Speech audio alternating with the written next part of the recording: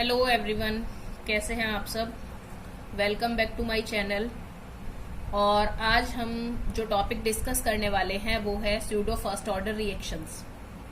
What are pseudo first order reactions? Firstly we will take the general form of a reaction as like A plus B equals to product. इस तरह की जो भी reactions होती हैं, in such type of reactions, rate of reaction depends on the concentration of the reactant. So the rate of reaction should be directly proportional to the concentration of A and the concentration of B, and we will write it as rate equals to Ka and B. But there are some reactions in which the rate of reaction doesn't depend on the concentration of both the reactants. It depends only on the concentration of any one reactant. दोनों ही reactants पे rate ना depend करके कई बार सिर्फ एक पे ही depend करता है। क्यों? क्योंकि ऐसा हो सकता है कई बार कि एक जो सब्सटेंस होता है, एक रिएक्टेंट जो होता है वो ज्यादा क्वांटिटी में होता है, and due to excess quantity उसकी जो कॉन्सेंट्रेशन होती है सॉल्यूशन के अंदर क्या रहती है? कांस्टेंट रहती है। तो इसीलिए जो पूरा रेट ऑफ रिएक्शन होता है वो जो सब्सटेंस कम क्वांटिटी में है उसकी कॉन्सेंट्रेशन पे डिपेंड करता है। तो इस तरह की जो रिएक्शंस होती हैं, जो स्यूडो फर्स्ट ऑर्डर रिएक्शंस जो होती हैं, जो फर्स्ट ऑर्डर रिएक्शन ना होने पर भी फर्स्ट ऑर्डर रिएक्शंस की तरह बिहेव करती हैं, उन्हें हम कहते हैं pseudo first order reactions. The reactions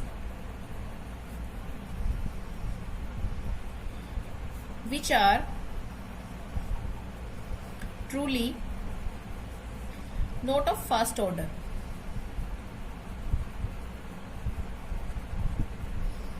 but under certain conditions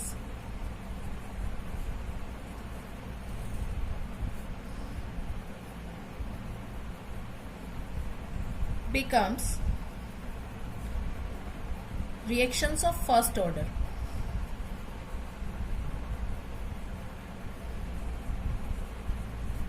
are called pseudo first order reactions.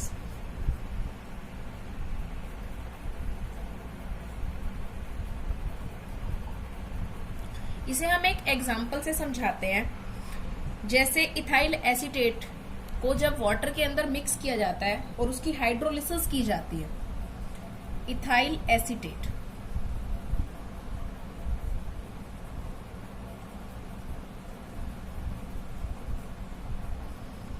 reacts with water, तो हमारे पास दो चीजें बनती हैं, एसिटिक एसिड और ethyl alcohol.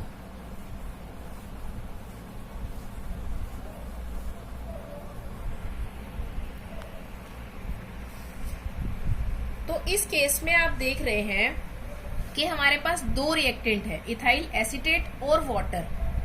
Rate of reaction जो है वो डायरेक्टली प्रोपोर्शनल होना चाहिए कॉन्सेंट्रेशन ऑफ इथाइल एसीटेट की और वाटर की।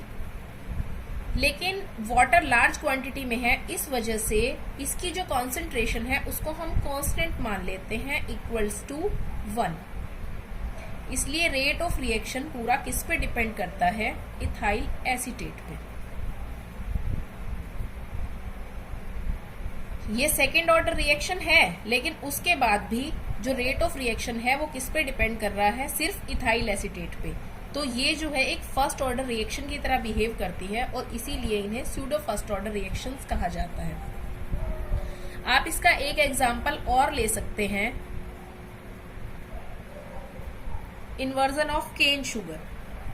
जब केन शुगर को वाटर के साथ रिएक्ट किया जाता है, हाइड्रोलिसिस की जाती है उसकी, तो उस रिएक्शन में भी हमारे पास ग्लूकोज और फ्रक्टोज बनते हैं।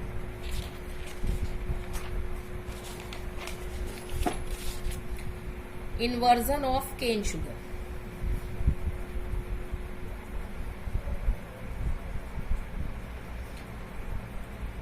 केन शुगर लेते हैं हम, वाटर से उसे रिएक्ट करते हैं, हाइड्रोलिसिस की जाती है, तो हमारे पास ग्लूकोज और फ्रक्टोज बनते हैं।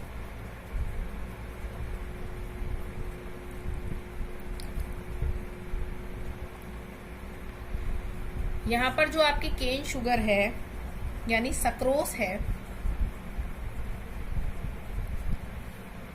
और वाटर है, ये आपके दो रिएक्टेंट्स हैं ए और B.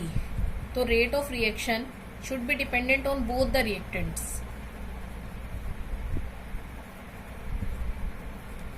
Sucrose as well as on water, but water is in large excess, therefore we will take its concentration as constant unity.